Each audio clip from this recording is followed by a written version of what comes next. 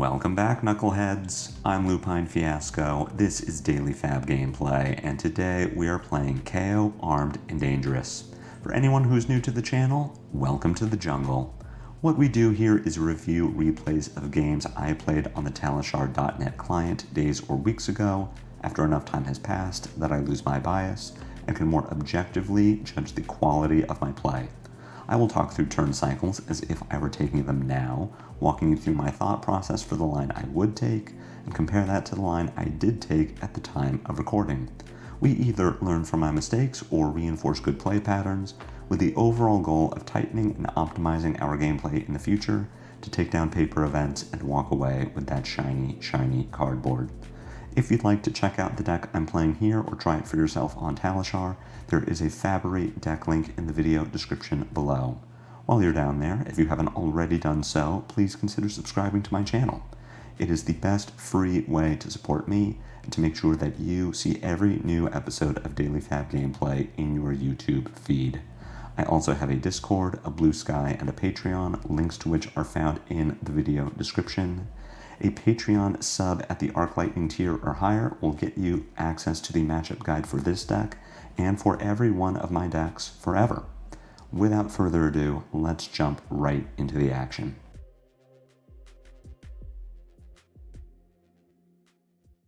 You can tell from the runtime of this video that this is a pretty short game. If you know the Kayo Prism matchup well, you know that it probably will not be very close, and I can tell you that it isn't. This game is more for instructional purposes.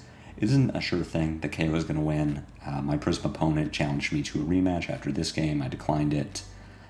It's very possible that Prism can get you. As you can see, she has Dreamweavers, which take away Phantasm from an attack.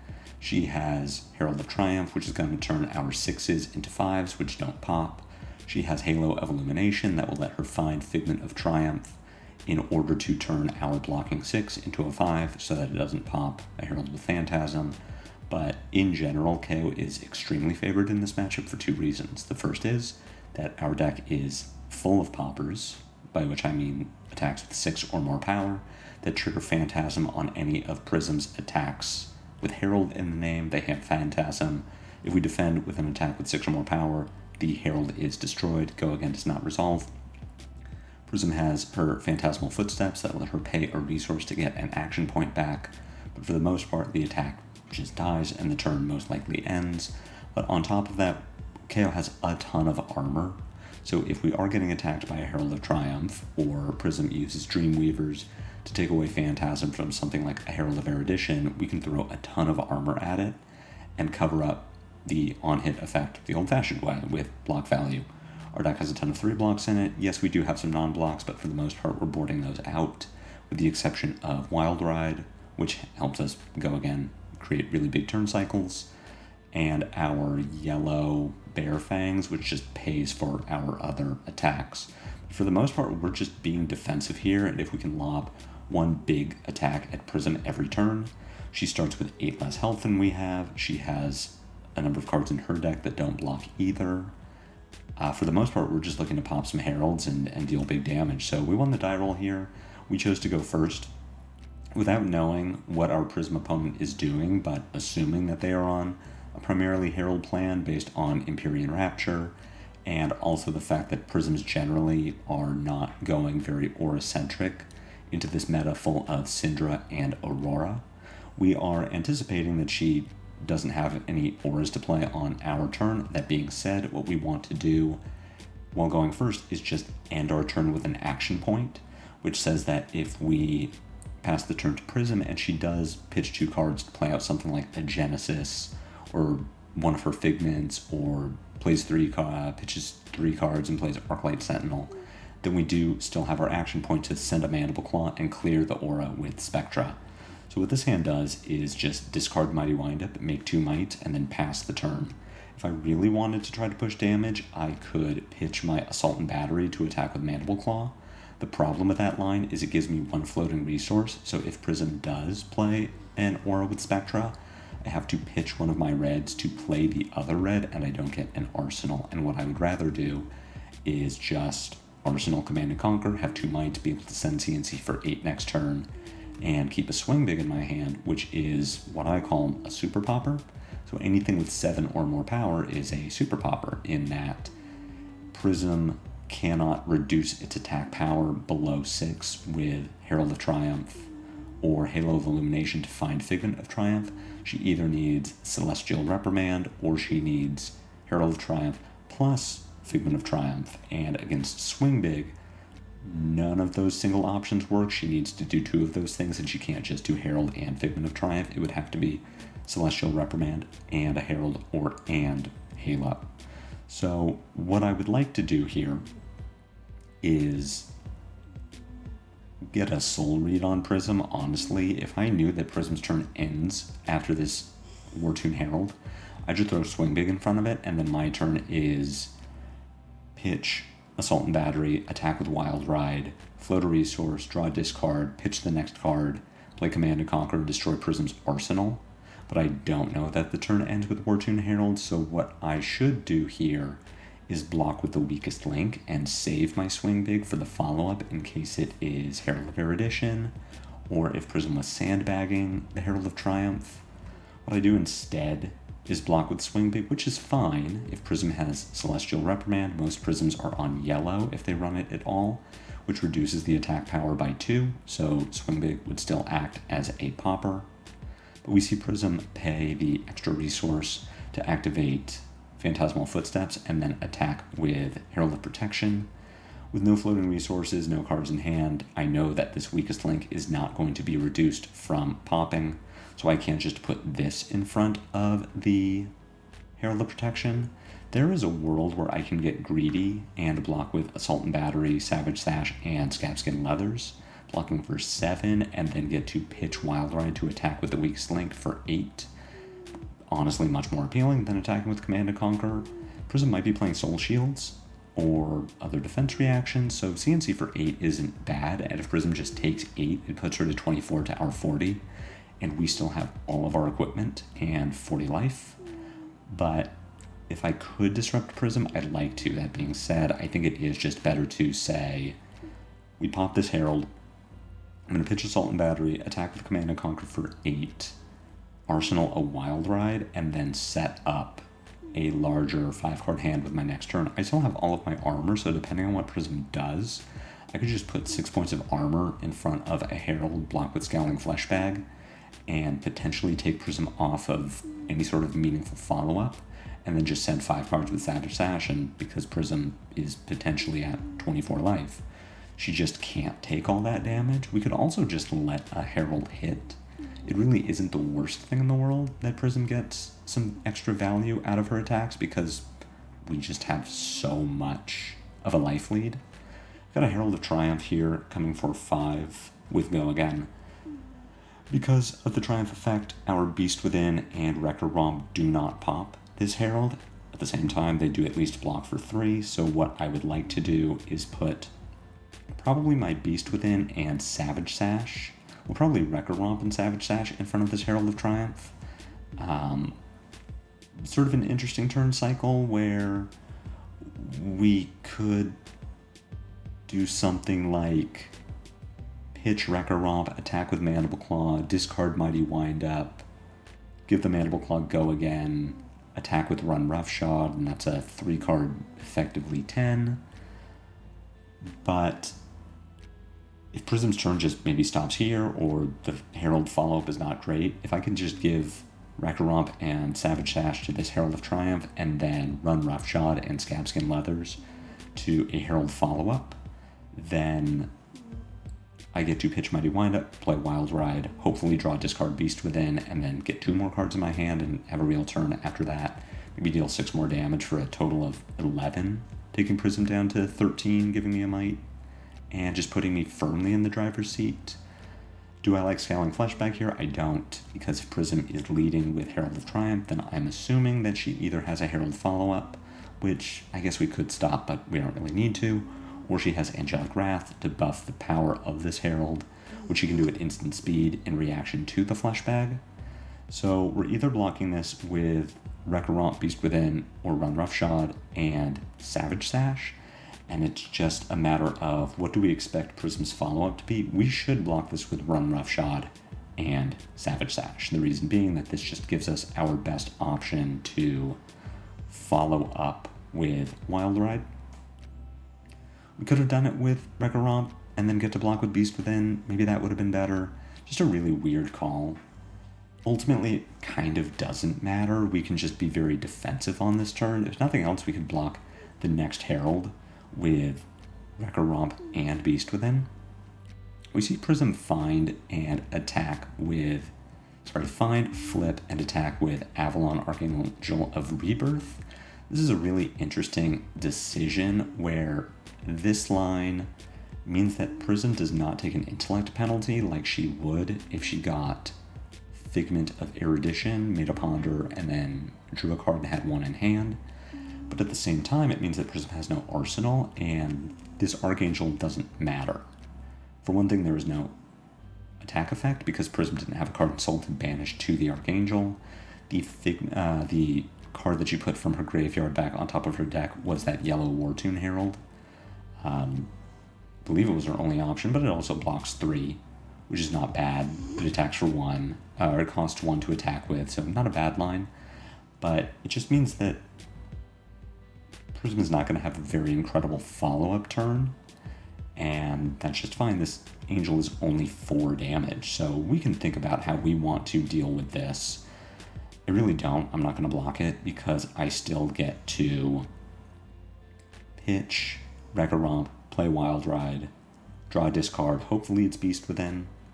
If it isn't Beast Within, I get to follow up with probably either pitching Beast Within to attack with a 2 for 6 off the top of my deck, or I pitch Mighty Windup and attack with Beast Within, which isn't great, but this is still a 12-point turn, about on rate, but continuing to pressure Prism's life total and just keeping her off of any kind of board presence, which is great for us too. It just creates more pressure for Prism.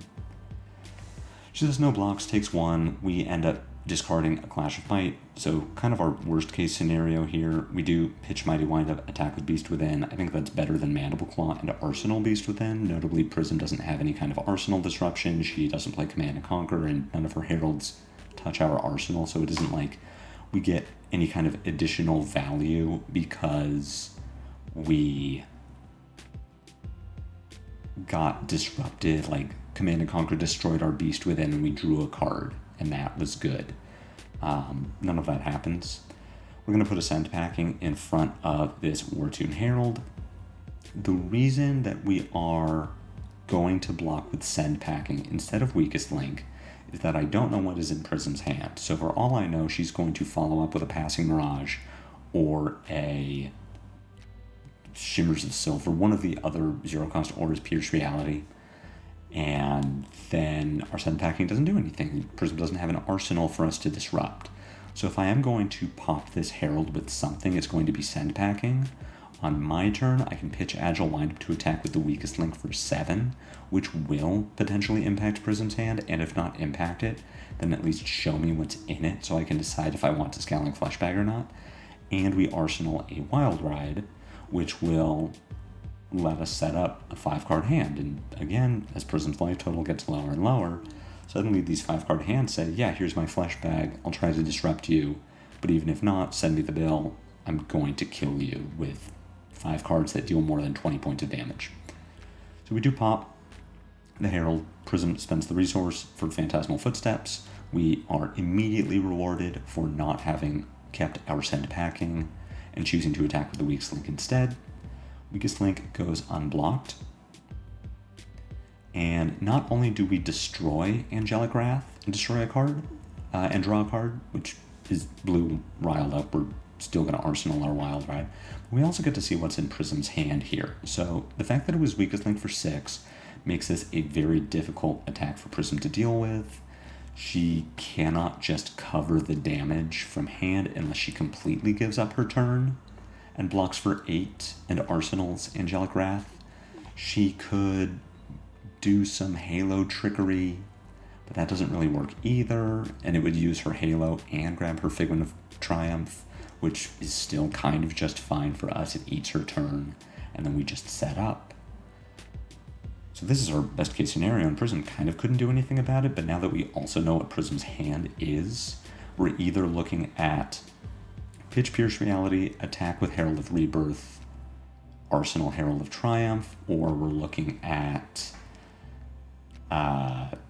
Pitch Herald of Rebirth, attack with Herald of Triumph, play Pierce Reality. But if that's the line, then we will use Scowling Fleshbag and some armor to cover up the Herald of Triumph, banish away the Pierce Reality, and then Prism has to Arsenal it. And Pierce Reality, honestly, not that good of a card in Arsenal. It isn't defensive, it isn't offensive, it's a setup piece, and Prism is at 13 life. We're throwing a Wild Ride into our arsenal. We are absolutely, definitely going to make her deal with this. So she does take the Herald of Triumph play. We do not want to let this hit, and we wouldn't be able to pop it anyway, because we don't have another swing big in our hand. But even if we did have one, Pierce Reality, Passing Mirage says that Triumph loses Phantasm. So we do have a very easy block, though, which is block with Pack Hunt, Scowling Fleshbag, and Scabskin Leathers to cover 7. That Pierce Reality in Prism's hand get banished, it comes back, gets stuck into the arsenal, and then our turn is Pitch Riled Up, attack with Wild Ride for 6, hopefully with Go Again, make a Might. And if everything goes really, really well, then we rip a card off the top of our deck that isn't Blood Rush Bellow, immediately discard it, pitch Smash Instinct to attack with Mandible Claw for 3 Go Again, and then play the Weakest Link for 6, and very likely disrupt Prism again. Or, again, at least see what she has in her hand. If we come in for 6/3/6, that is a total of 15 damage. Prism only has 13 life. Even if she uses Halo of Illumination to find Figment of Triumph, that does not affect our Mandible Claw, so we are still attacking for 13 overall. Prism has to give us more cards on defense. Overall, this is a very, very good situation for us. And we're really just in a very good situation overall. If Prism isn't running Arclight Sentinel, it's very difficult for us to lose from this position, and even if she is running Arclight Sentinel, she has to do very impactful things multiple turns in a row to get into a position where she stabilizes. And as a brute, we always have our cheat button of roll Scabskin Leathers, get a 4, 5, or 6.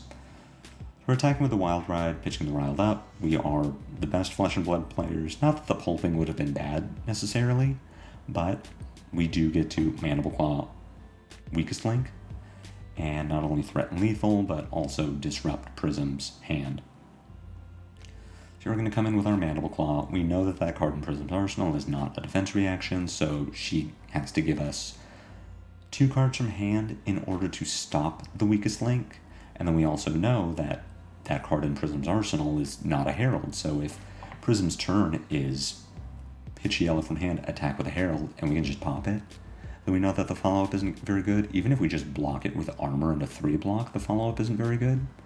But a Pierce Reality coming down, as well as a Empyrean Rapture just being used to cycle another Pierce Reality out of hand. Do we need to clear any of these auras? No. We wish we had a blue in this hand, but we will get greedy and pop our Savage Sash to play Wild Ride, pitching, Sand Packing, which lets us follow up with either Clash of Might or Command and Conquer, whichever one gets left behind after the discard. If we draw into a blue or even a yellow off the top of our deck and end up keeping that, then we get to work a Mandible Claw into this turn cycle as well, and this is really where we are being big boys, threatening big boy lethal. We get to follow up with a Pulping. We do know that this card in Prism's arsenal, or rather we don't know what this card in Prism's arsenal is, so we would come in with Command and Conquer instead of Pulping, just to play around this sneaky little Soul Shield.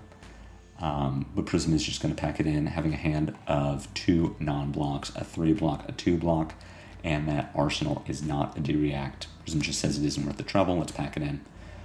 So I won't say that this is how every KO Prism game goes. The rematch might have been very different, but for the most part as KO, this is the most defensive you're going to be. you are totally fine just putting poppers in front of heralds, because for the most part, you're making Prism have it every turn for the entirety of the game. And with most Prism lists, only on 5 to 6 copies of Angelic Wrath and maybe 2 or 3 copies of Celestial Reprimand, she very likely doesn't have it outside of her single use of Halo of Illumination to find Figment of Triumph, or 9 copies of Herald of Triumph, which for the most part can just be blocked. They don't have Dominate. We have a bunch of 3 blocks in our deck. Our armor blocks for a total of 11.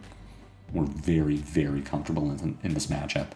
And as much as I've been dogging on Kayo in my last 2 videos, talking about how draw discard adds an element of randomness that I really don't like in my Flesh and Blood gameplay when I have much more consistent high damage options like Aurora or Zen, this is one matchup where Kayo really excels, but the other 2 heroes might be able to get to a 50-50 at best, where Kayo's deck, just more than half of it, destroys Prism's attacks with a single card.